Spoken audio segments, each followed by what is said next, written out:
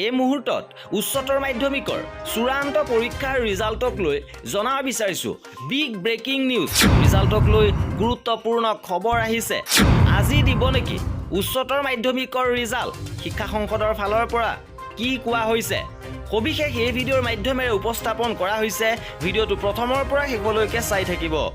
বিভিন্ন ৱেবছাইটত প্ৰকাশ হৈছে যে 30 এপ্ৰিলত ৰিজাল্ট ঘোষণা কৰা হ'ব। ইয়াৰ লগতে এখন নটিফিকেশ্যন সামাজিক মাধ্যমত বিয়পি পৰিছে, য'ত উল্লেখ কৰা হৈছে যে 30 এপ্ৰিলৰ দিনৰ 10 বজাত ৰিজাল্ট ঘোষণা কৰা হ'ব। উচ্চতৰ মাধ্যমিকৰ ৰিজাল্ট ঘোষণা কৰা হ'ব আৰু ইয়াত পাব্লিছ ডেট উল্লেখ আছে 24 এপ্ৰিল তাৰিখে।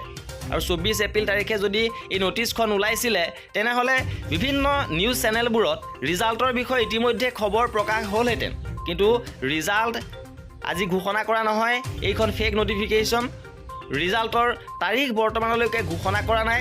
আৰু শিক্ষা সংসদৰ ফালৰ পৰা ৰিজাল্টৰ যিটো মোবাইল এপ্লিকেশ্যন প্ৰকাশ কৰিছে, ইয়াত উল্লেখ থকা মতে এইবাৰ উচ্চতৰ মাধ্যমিকৰ ৰিজাল্ট মে' মাহতহে ঘোষণা কৰা হ'ব।